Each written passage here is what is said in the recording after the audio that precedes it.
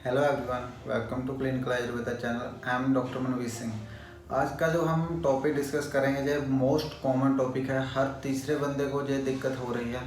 आपने अक्सर पेशेंटों से सुना होगा कि वो खाना खाते हैं तो उनका पेट फूल जाता है, गैस बनती है, कुछ भी खाते हैं खट्टी डकारें होती है, या फिर छाती में जलन होती है, जहाँ उनको पेट में भारीपन लगता है, ब्लोटिंग सेंसेशन होती है, नोजिया होता है। ये गैस आपको बनती क्यों है? ये गैस तब बनती है जब आपको बीमारी हो जाती है जिसे हम गैस्ट्राइटिस कहते हैं, और एक बीमारी होती है जिसे हम GERD के नाम से जानते हैं। गैस्ट्राइटिस में आपके स्टमक के इंटरनल मेम्ब्रेन में इन्फ्लामेशन आ जाती है, वहाँ पर सूजन आ जाती है, जिसके कारण ये सिम्टम आने शुरू हो जाते हैं। GERD में आपको एसिड की जो सिक्रीशन है वो नॉर्मल से ज़्यादा बनने लग जाती है। नॉर्मली हम कुछ भी खाते हैं वो हमारी फूड पाइप से होता हुआ हमारे स्टमक में जाता है। स्टमक में जाते तरफ उसमें एक गेट होता है जिसे स्फिंक्टर बोलते हैं, इसोफेजियल स्फिंक्टर होता है, जो जब हम खाना खाया वो खुलता है, और उसके बाद जब खाना हमारे स्टमक में चला जाता है तो वो बंद हो जाता है। नॉर्मली हर एक पर्सन के स्टमक में HCl पाया जाता है, जिसका क्या काम होता है, जो भी हम खाते हैं उसे वो गलाता है, जहाँ उसे पचाता है, हमारे खाए हुए खाने को डाइजेस्ट करने में हेल्प करता है।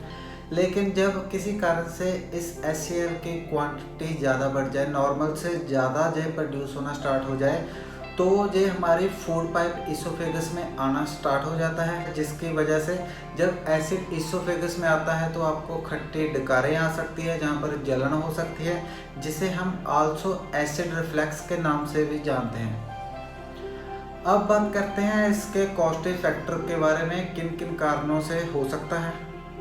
बेसिकली इसके कॉस्टली फैक्टरों को जानने के लिए आपको जनरली 3 वर्ड को याद रखना होगा, जिसमें आते हैं पहला वर्ड हरी, सेकंड बरी एंड थर्ड करी।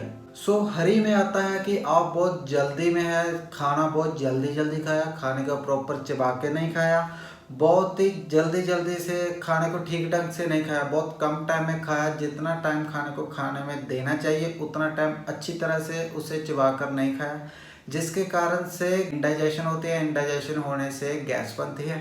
सेकंड आता है वरी, आप बहुत ज़्यादा वरी करते हो, स्ट्रेस ज़्यादा लेते हो, एंग्जाइटी ज़्यादा होती है, जिसके कारण से HCl की जो प्रोडक्शन है बॉडी में ज़्यादा होने लगती है, जिसके कारण से आपके स्टमक में एसिड की सिक्रीशन जब बढ़ती है तो आपको एसिडिटी और ब्लोटिंग और साथ में जलन, जहाँ पर पेट का फूलना और चेस्ट में पेन आदि सिम्टम आने स्टार्ट हो सकते हैं। तीसरे कारण की हम बात करेंगे करी। करी में आता है जो लोग ज़्यादा स्पाइसी फूड खाते हैं, या फिर जो ड्रिंक करते हैं, स्मोकिंग करते हैं, चटपटे मसाले ज़्यादा खाते हैं, चाय ज़्यादा पीते हैं, जो भी जंक फूड होता है उसे ज़्यादा खाते हैं। और इसके बिना अगर आप बहुत ज़्यादा मोटे हैं, वेट गेन हो रहा है, उनमें ये मिल सकता है, जहाँ प्रेग्नेंट वुमेन उनमें ये दिक्कत आ सकती है, और जहाँ जिनमें हाइटस हर्निया फूड पाइप में होगी, जिसमें एक पाउच सा बन जाता है, तो आप कुछ भी खाते हैं इस तरह लगता है कि गले में ही वो अटका पड़ा है,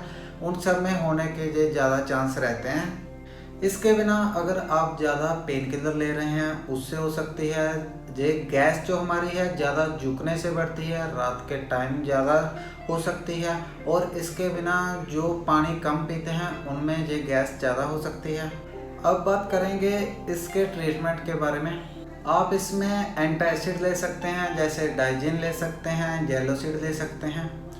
आप इसमें प्रोटॉन पंप इनहिबिटर यूज़ कर सकते हैं, लाइक पेंटापेराजोल यूज़ कर सकते हैं, अमिप्राजोल यूज़ कर सकते हैं। आप इसमें H2 ब्लॉकर मेडिसिन यूज़ कर सकते हैं, लाइक रेंटिडिन, जो आपके स्टमक में एसिड सिक्रीशन को कम करती है।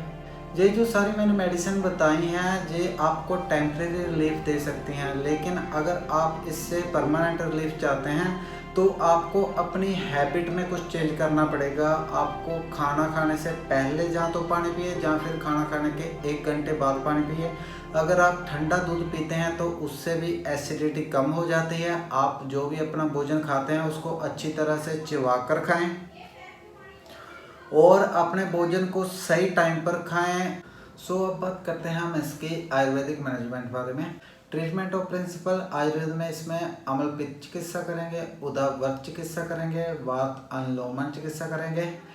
तिक्त रस इसमें हमारी बेस्ट चॉइस रहेगी।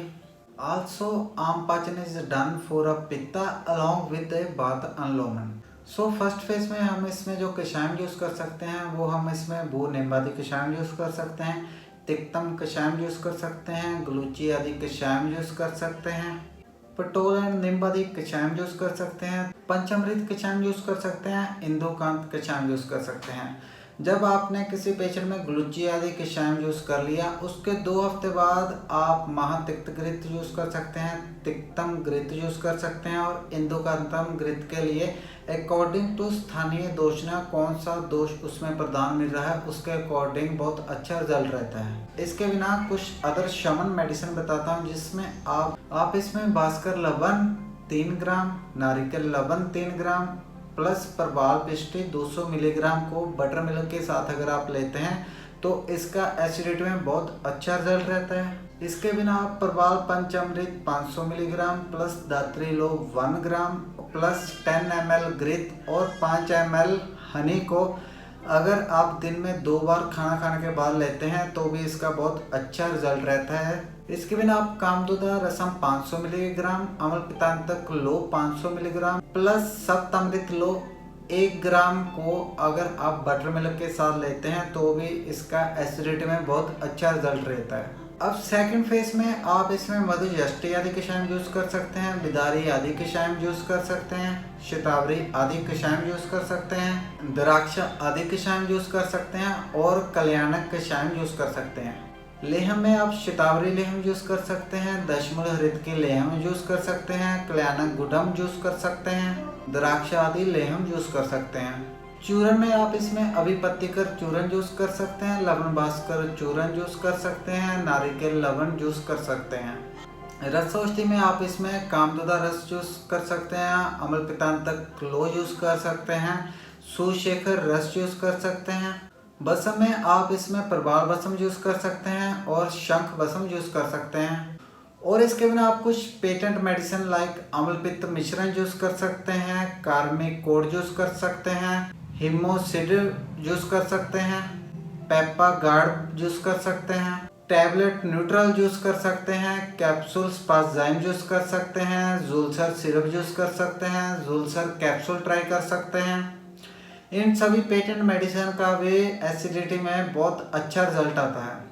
और इसके बिना बटी कल्पना में आप शंख बटी यूज़ कर सकते हैं, मां शंख बटी यूज़ कर सकते हैं, शूलवर्जनी बटी यूज़ कर सकते हैं, टैबलेट अम्लपितांतक लो को यूज़ कर सकते हैं, अम्लपित्त बटी यूज़ कर सकते हैं, गैस आंतक बटी यूज़ कर सकते हैं। इनका भी काफ़ी अच्छा रिजल्ट रहता है। अगर इन सब ट्रीटमेंट के बाद भी आपको अगेन एंड अगेन एसिडिटी होती है, आपके हार्ट में पेन हो रहा है और छाती में जलन हो रही है और आप जब चलते हैं तो आपकी जब पेन और जलन बढ़ती है तो आपको एक बार अपनी ECG करानी चाहिए, इको करानी चाहिए और हार्ट का चेकअप जरूर कराना चाहिए।